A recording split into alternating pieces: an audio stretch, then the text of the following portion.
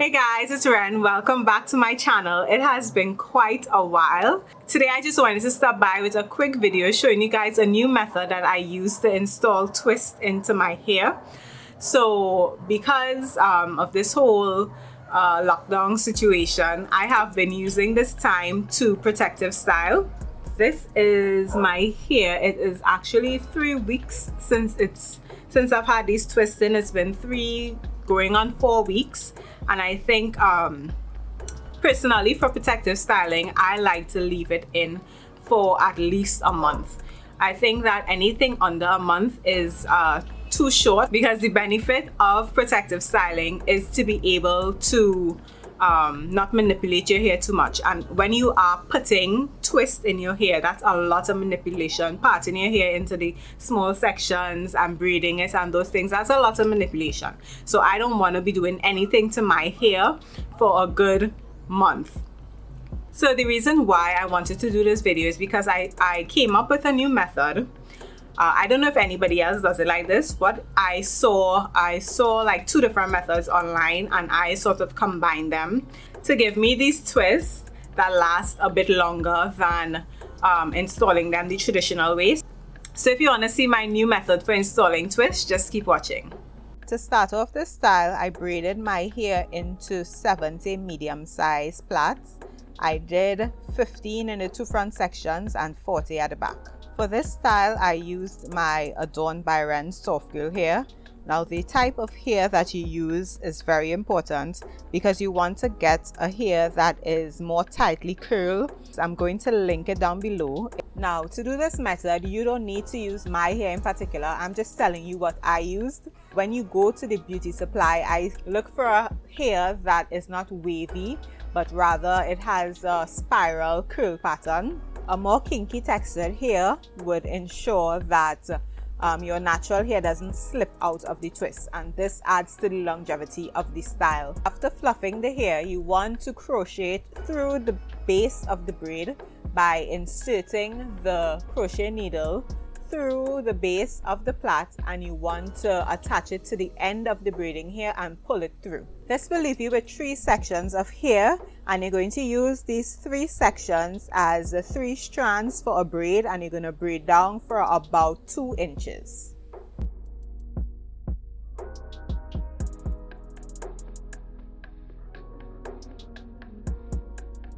Next, you're going to remove your real hair by clipping it out of the way, and then the 2 sections of braiding hair that remain, you're going to start your twist. Now, you want to ensure that you are twisting tightly, and you can use the pull-up method to ensure that the twists are very tight.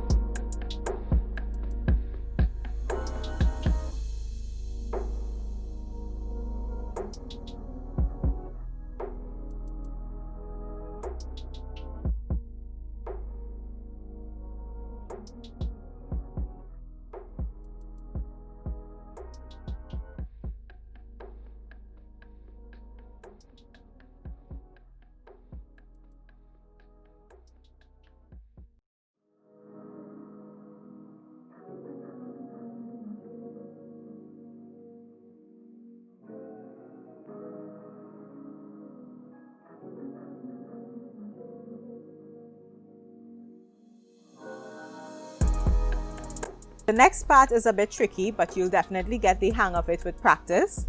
So what you want to do now is crochet the braid through the twist. So you want to insert your crochet needle and sort of thread it through the twist that you just created.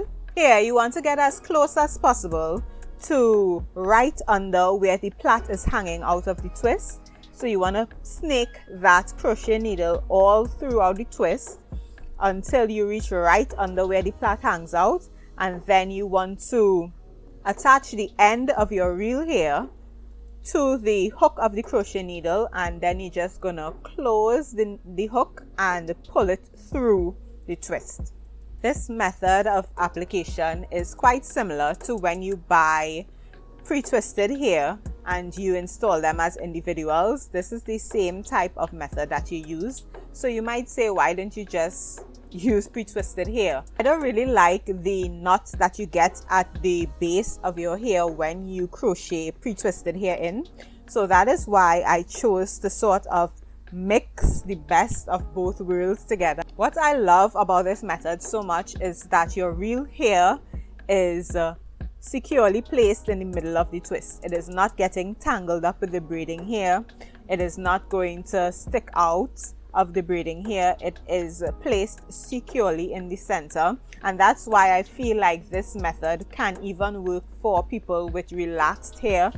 For this style to be successful, I also want to point out that the ratio of braiding hair to your real hair has to be equal, or it has to have more braiding hair. The reason why I say that is because your real hair is being crocheted into the middle of the twist. If your plait is too big, then it will overpower the braiding hair, and the braiding hair won't be able to keep your real hair secured at the center of the twist.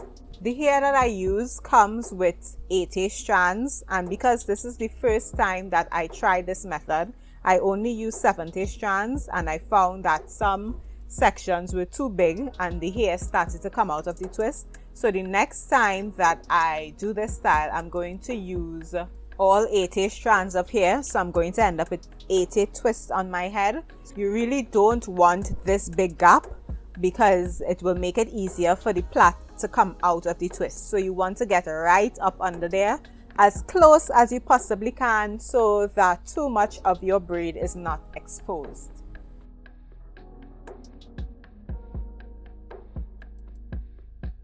So I just apply a whole lot of mousse to my hair to ensure that everything stays nice and neat and in place, and that's it.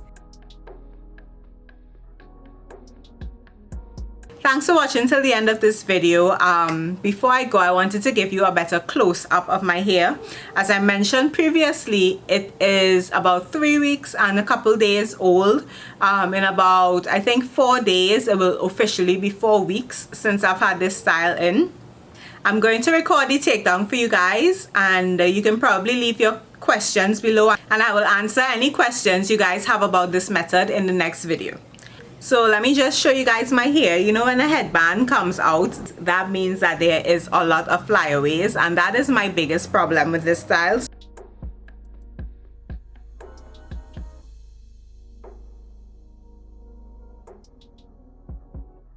So these are the twists, and I'm really happy with the twist. As the twist aged, I actually liked it a lot better. So this is what they look like. Of course, they do have flyaways, but I feel like that adds to the style. And so let me see if I can get a strand where my real hair is trying to escape. Are you seeing that? That is my real hair trying to come out of the twist.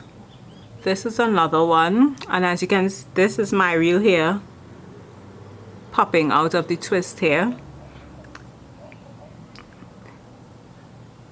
And I just find it adds to the character of the style when that happens, because it starts to look a little like butterfly locks, because the texture of the hair is already very coarse. When my hair reaches this point, I really just like to wear it in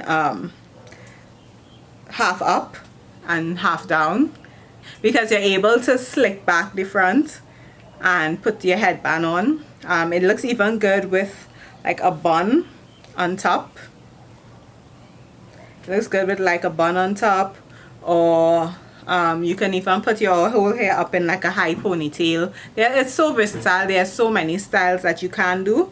So I'm just gonna take down the top part so you guys can get a better idea of how it looks.